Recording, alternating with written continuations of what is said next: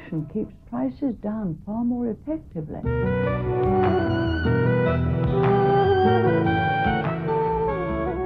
As long as suffering of sentient beings remain, I will remain in order to serve.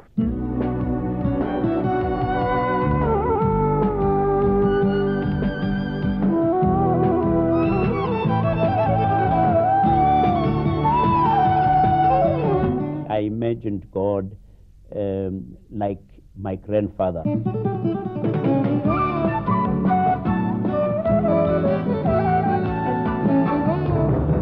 Hello and welcome. In conversations this evening, my guest graduated from a career in Western medicine as an endocrinologist in the United States to a global reputation in Ayurveda and mind-body medicine. He embodies what he preaches with an indefatigable energy. In less than a decade, he's given hundreds of lectures, conducted scores of seminars, published more than 15 books and 30 videotapes that have stayed on the best of the bestseller lists. I'm delighted to welcome Dr. Deepak Chopra. Dr. Chopra, you started off as a doctor of Western medicine and had quickly built up a reputation in Ayurveda and mind-body medicine. Today you're almost a new age guru. Is that a fair description?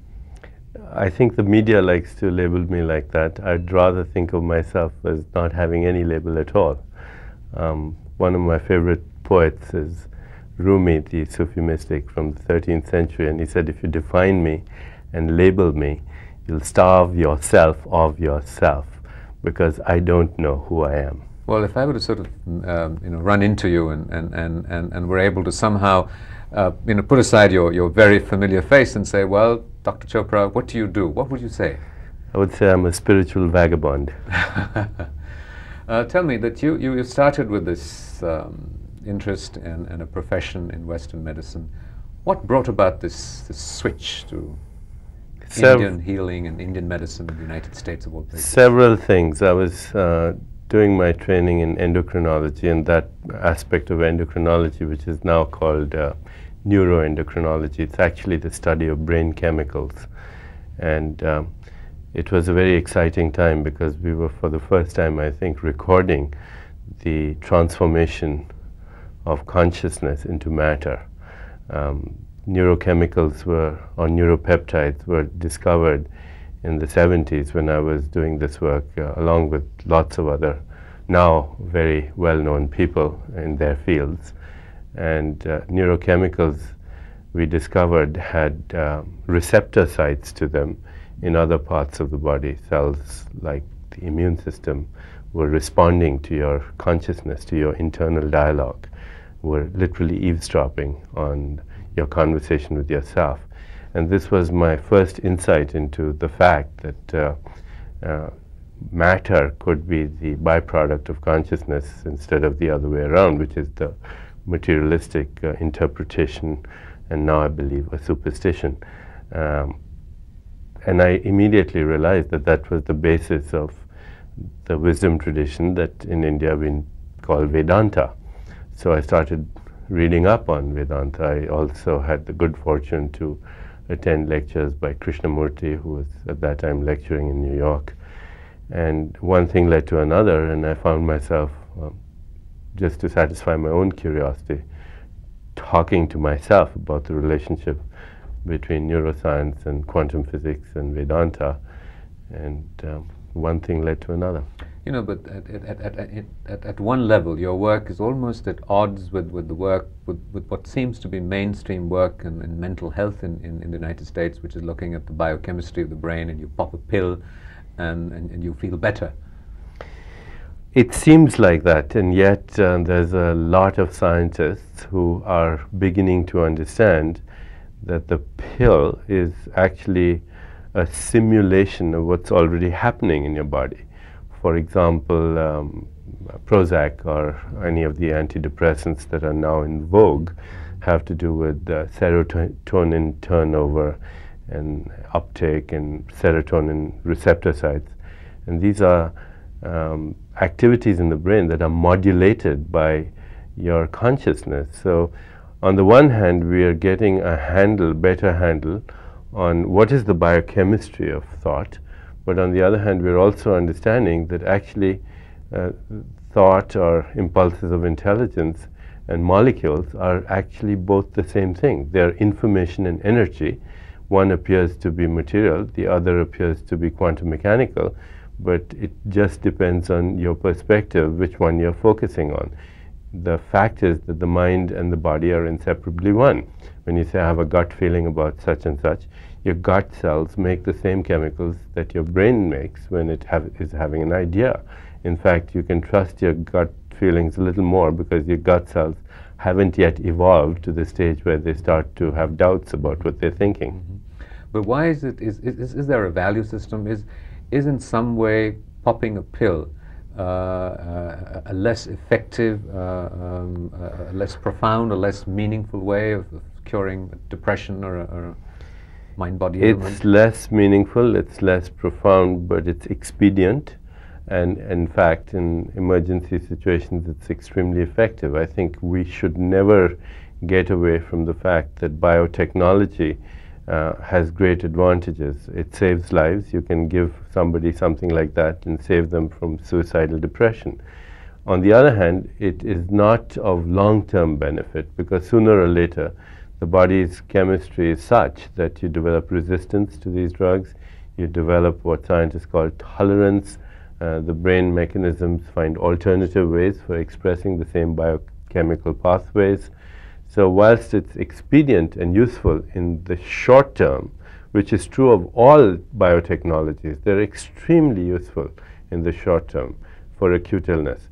But when we're talking about chronic illness, which is what plagues our civilization, whether it's heart disease or cancer or degenerative disorders or senility or the addictive behaviors, there are no short-term solutions. There are only long-term solutions, and they have to do with better understanding the body as a symphony rather than as a machine with spare parts or irreplaceable parts, because that's not the way the body works. It's a network of energy and information, or actually intelligence, where everything is orchestrated in a way that every part of the body knows exactly what's happening elsewhere.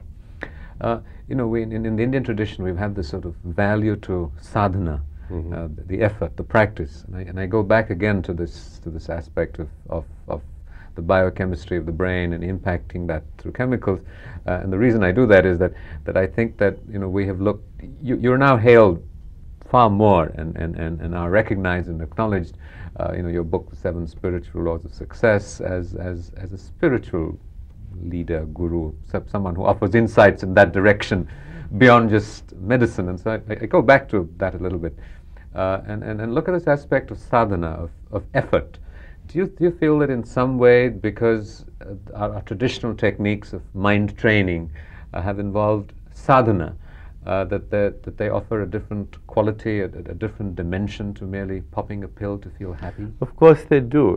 I think popping a pill is a symptom of a society that seeks instant gratification. And we have come to believe, and thanks to technology once again, thanks to the marvels of science, that there's a solution for everything, and it's instant. So if you can't believe you ate the whole thing, you take a little antacid. If you can't sleep at night, you have a tranquilizer or a sleeping pill. If you have chest pain, you can pop a nitroglycerin, or better still, have a bypass operation. This is the mindset that is based on the experience that science can solve all our problems. But the crucial problem, I think, that humans have, and have always had, was the problem of meaning or purpose to existence. We're the only species that wonders what we're doing here. Where did we come from? Is there a God? And if she exists, does she care about me? What happens to me after I die? And if there's any one crisis now that is really the crisis of our age, it is the crisis of meaning, of purpose, of even our definition of success. Success was supposed to be the acquisition of material things and was based on driving ambition and exacting plans and hard work and discipline. And yet we recognize that you can have all the trappings of success and be a totally miserable human being at the same time. You could win the Nobel Prize in physiology and medicine or science and still be miserable. You could have billions of dollars and be a wife beater or an addict. Happiness needs to be redefined as that security of knowing that your life has meaning and purpose, a sense of connection with the creative power of the universe, the ability to love and have compassion, the capacity to experience joy and spread it to others, the progressive realization of worthy goals. When you look at all of that, then that's where sadhana comes in. Sadhana, I like to believe, is spiritual discipline, but it's more than that. It's worship. It's bhakti yoga. It's an obsession with the forces and elements that create this universe. And yet, in your life, you have in perhaps for a better word, reconciled the external trappings of success with the pursuit of your own personal sadhana. Yeah, I would say that the success that I've achieved, of course, can be interpreted in so many ways. But in my case, it's a byproduct of my sadhana. It's a epiphenomenon. It's not the phenomenon. And I started out, long time ago because of my interest in this connection between biology, quantum physics. But actually, there was a deeper reason also. I was trying to give up smoking cigarettes, and I had a fondness for the occasional high that you get from, or the low that you get from alcohol. And I realized that I was trying to help patients and wasn't really helping myself. And so my initial interest was just to take care of myself.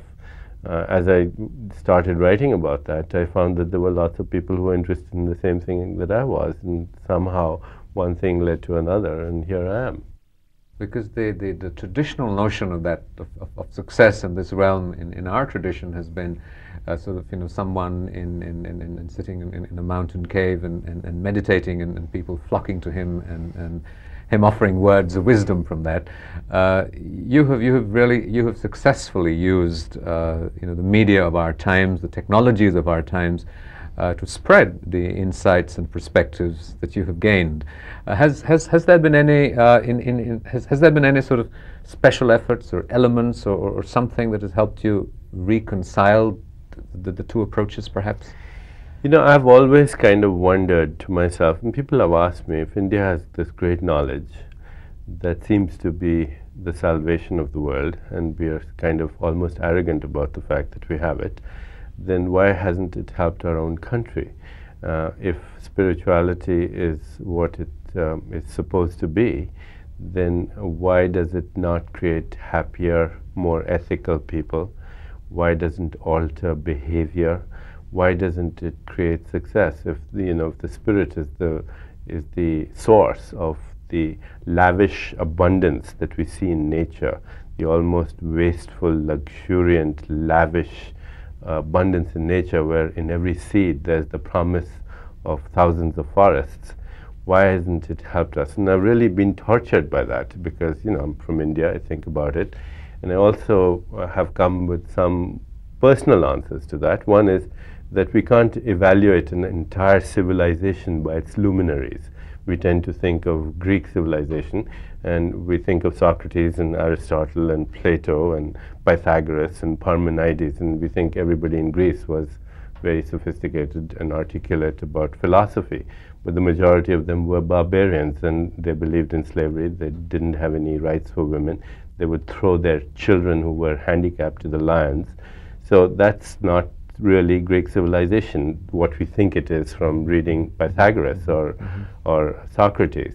And similarly, I think it's a little arrogant of us to assume that just because the great rishis like Vagbhat and Vasishtha and all the great sages like Patanjali existed in India, that makes automatically all of us extremely spiritual. If I look at India at the moment, I have to say it's the most materialistic society in the world. We are totally obsessed with materialism, and we've lost the integration that is necessary. There needs to be an integration. If you're totally spiritual, you're in a Himalayan cave, yes, you can articulate words of wisdom. Who's it helping? And if you're totally materialistic, then of course that leads to all the corruption of materialism, which we also see so much in our contemporary India, unfortunately. I think what we need is an integration of the invisible with the visible, with the spiritual with the materialistic. And for some reason, it seems like I happen to be in the right place at the right time talking about it. In what ways do you sort of define or look at your relationship? Again, looking at parallels between the guru and the shishya and the teacher. To many people, you are a guru and you hold out the promise of better health and happiness and spirituality. What kind of relationship do you seek with your pupils? I think the traditional relationship between a guru and a disciple in India was a great sacred relationship. I honor that, I cherish that. But I also believe it's irrelevant to contemporary times. If I go to learn music from a music teacher, at least these days, I don't end up adulating the music teacher or worshipping him or her. If I go to learn mathematics or to medical school, of course I respect my teachers because I'm getting something out of them. But on the other hand, I'm not having that traditional relationship that we had in the old times, which is very relevant in India. Right now what we see is the corruption of that in the West. We've had gurus in the West and the East, and they have actually at some point or another used their power and their wealth to gratify themselves and their egos. And I've been very aware of that, and I point out to my friends who come for these lectures and my workshops and my seminars that the best guru, of course, is within you. If you spell the word guru in America, it says G-U-R-U. So the best guru is the teacher within. It's the inner intelligence, which is the ultimate and supreme genius, which mirrors the wisdom of the universe. And that if you create an image of me, please know that the image will never conform to reality, and because it never does. And sooner or later, your image of me will be defiled, and you will be enraged at me. But I'm telling you right now to take responsibility for your images, and if they're ever defiled, then don't be angry at me, be angry at yourself. Take responsibility. Your sort of earlier work looking at the aspect of healing had used the phrase quantum healing. What is quantum healing? Quantum healing, let me define what a quantum is. A quantum is the smallest indivisible unit of information and energy. And we are told by quantum field scientists that that's what the universe is made up of. So a quantum of light is a photon. A quantum of electricity is a so-called electron. A quantum of gravity is a graviton. These are labels that we use to define units of information and energy that ultimately end up making atoms and molecules in the organic and inorganic world. Now, there is a small group of scientists who are quite controversial, not fully accepted by mainstream scientists, who are suggesting that our thoughts are actually quantum events in the same field of, or network, you might say, of information and energy. We live in the information age, so it's easy to understand that. Every thought that you have has two components, energy and information. If my thoughts didn't have energy, or I would be paralyzed, I wouldn't be able to speak to you. And then information, you know, the idea that I'm going to wiggle my toes is a little different than the idea Hawaii. So every thought has information and energy. And just like events out there, quantum events out there in the universe are becoming material, so too our thoughts are becoming material in the body. So I would say quantum healing is the understanding of the relationship between consciousness and matter, where in fact, if we truly understood that, we'd see that the human body has evolved over literally hundreds of millions of years of evolutionary time into a packet of formidable intelligence. Your body has a pharmacy. There's a pharmacy inside your body which makes tranquilizers and sleeping pills and immunomodulators and anti-cancer drugs. You name it, it can make it in the right dose at the right time for the right organ, no side effects, and all the instructions come with the packaging. So quantum healing is how to trigger the release of healing chemicals from that pharmacy. And how do you trigger? What are some of the mechanisms that you use to trigger? A lot of them are now being understood as in biofeedback, which is the ability to eavesdrop on what's happening in your body and use intentionality to modulate the autonomic nervous system. Now, if you look at the yogic traditions of India, the Yoga Sutras of Patanjali specifically, or some of the great writings in the Upanishads, you'll find the secrets of that in our own tradition. But in many of these traditions, it was circumscribed by a notion of value, a notion of morality. Patanjali's yoga wasn't merely a set of postures and exercises that did things to you, though that is the way it seems to have been widely interpreted in the West. To you, in your workshops and seminars, in your teachings, to what degree is this aspect circumscribed by a commitment to saying? I don't believe in self-righteous morality. I think I agree with H.G. Wells, who said self-righteous morality is just jealousy with a halo, and I don't subscribe to that. I do believe that our ethics and our value system is a byproduct of our state of awareness.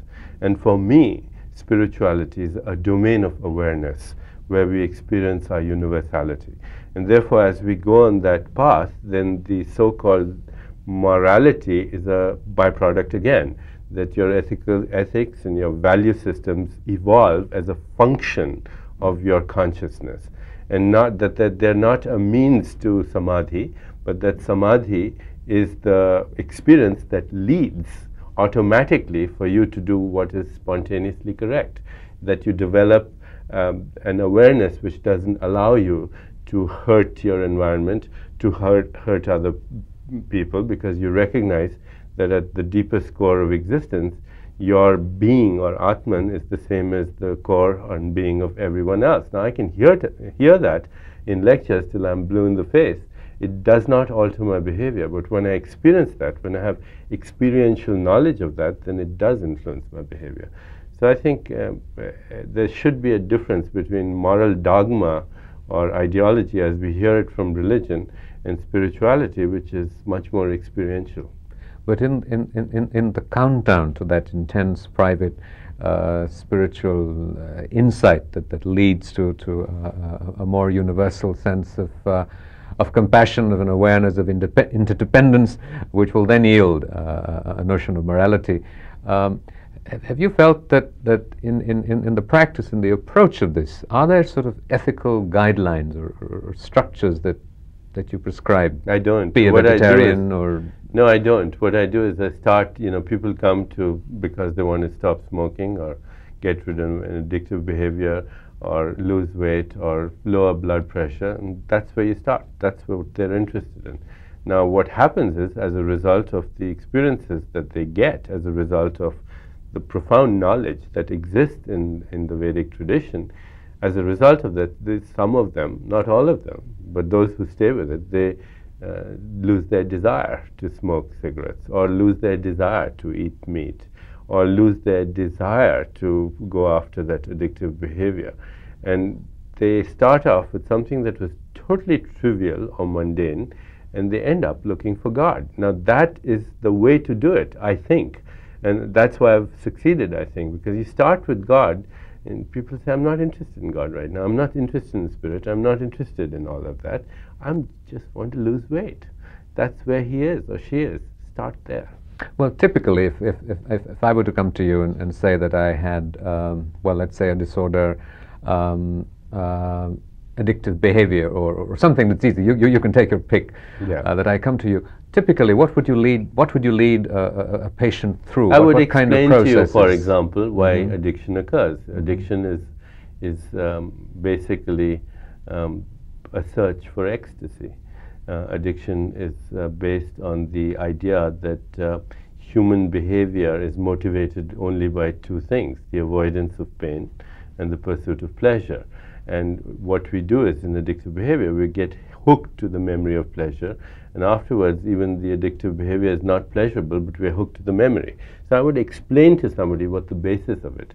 Then I would explain to them the difference between pleasure and happiness. Then I would offer them techniques to experience a higher degree of pleasure in the beginning. whether it's through sensory modulation or through music or through meditation or through learning how to evoke responses through their autonomic nervous system or through pranayama or breathing techniques. I would introduce massage, herbal therapies, etc. I would find out their body type, because Ayurveda has this profound knowledge based on, whether you're a Vata, Pitta or Kapha and the various combinations. I would do my best to give this person an experience of pleasure, because that's what they're seeking. That is so overpowering that the addictive substance no longer has the ability to overshadow the experience of this. Because you can't get rid of a memory. Memories are cellular, and you're hooked to a memory of pleasure. You can only overshadow it by giving you a higher degree of gratification, and then lead you by step, very gently through that experience into what's the difference between pleasure and fulfillment and happiness, and ultimately what our Vedic scriptures call bliss. And I personally believe that addiction, which is the #1 disease of our civilization, is actually a second-class substitute for the loss of ecstasy, which is our original primordial energy state. But you can't tell people that right away. You have to lead them on a step-by-step way, so that they gradually adjust to that. And the only solutions, for example, for addictive behavior I've found over the years are not psychological, are not motivational, are not on the emotional level, they're not material, they're spiritual. But again, we should not confuse spirituality with religion, because if you look at religion, more suffering has occurred in the world in the name of religion. It happened before the Crusades, it happened in the Islamic wars, it happens today in India. We are a Hindu culture, we have been influenced by Buddhists, we are vegetarian, we are the most violent people on the planet. Despite that, recent history attests to that. So where has religion helped us? You can look at the entire history of the planet, and you can say, in fact, religion has done more harm to civilization than anything else. In the name of God, we have racism, bigotry, prejudice, violence, war. Would you say there is a universal spirituality, that you have different techniques of accessing the experience or the insight? I think that the original insights that are part of the body of major religions, whether it's Islam or whether it's Judeo-Christianity or Hinduism or Zen or Buddhism, the original insights were based on a spiritual experience.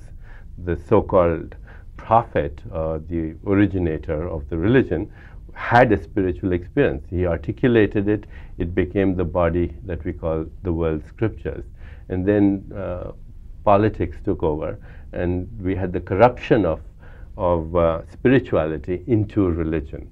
I like to think that God gave humans the truth, and then the devil came and he said, I'll organize it for you, we'll call it religion.